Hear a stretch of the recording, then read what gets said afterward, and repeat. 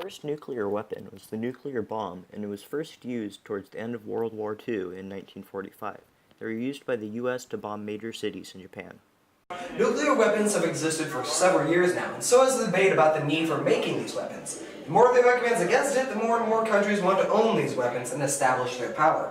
Having a supply of nuclear warheads can keep your country safe.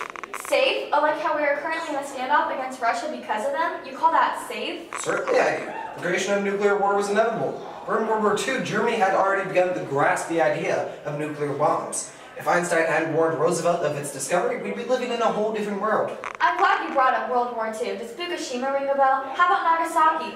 Literally millions of people died in an instant. One moment they were there, living their own lives, and then... Well, admittedly, their use is destructive, but... Exactly, destructive. So destructive, in fact, that the places in which they are used are uninhabitable. The use of these is unethical and downright monstrous. Places such as Fukushima are left behind, forgotten. Faded memories that will never again see life. When nuclear weapons come into play, the morals associated with a lawful nation and its people are put into question. Isn't it more honorable to get rid of or reduce destructive weapons? The United States and Russia already agreed to decrease the number of nuclear weapons deployed to set an example for other nations. Still, the presence of nuclear weapons is often considered highly immoral and very dangerous. Ethics, huh? Well, there's always the alternative of sending thousands of soldiers to battle to their deaths with the same effect, but with more U.S. lives lost. Is that all that matters, though? Only the importance of our own country? Obviously. You said that having them gives a country protection, right? Yes. What a laugh. Actually, most nations equipped with nuclear weapons claim that they rely on them for strategic defense, and they are vulnerable in various attacks without these destructive weapons. Even with the high risk of destruction and devastation, they prefer to keep nuclear bombs active and ready to go when necessary. Some defense experts say that scrapping nuclear weapons would work to a nation's disadvantage because various hostile states are covertly acquiring nuclear weapons in large number. If they dismantle nuclear bombs, they will be vulnerable to attacks. It's just an excuse. You say it's an excuse, but, as previously mentioned, other nations would think twice before launching an attack on a nuclear-armed country. So, when there are conflicts that need to be resolved, both nations would resort to negotiating to reach an argument or compromise as a way to avoid massive destruction. This helps guarantee peace for as long as possible.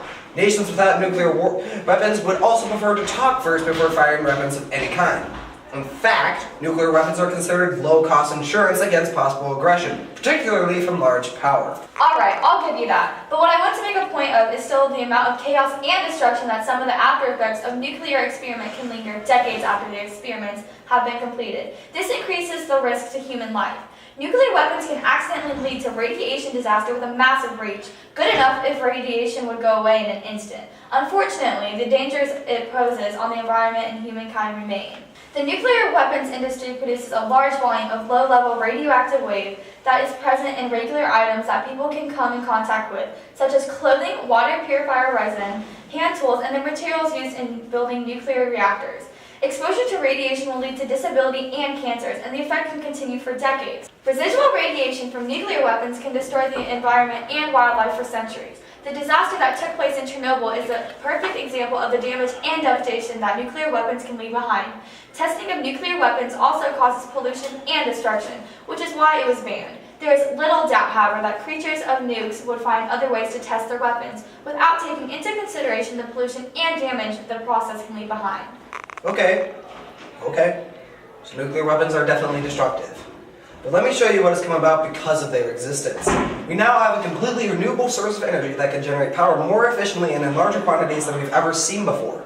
Nuclear power is also extremely clean, generating absolutely no emissions, save for water vapor. If it weren't for the original use of the nuclear bomb and the potential seen by physicist Enrico Fermi, then this resource would never have been made.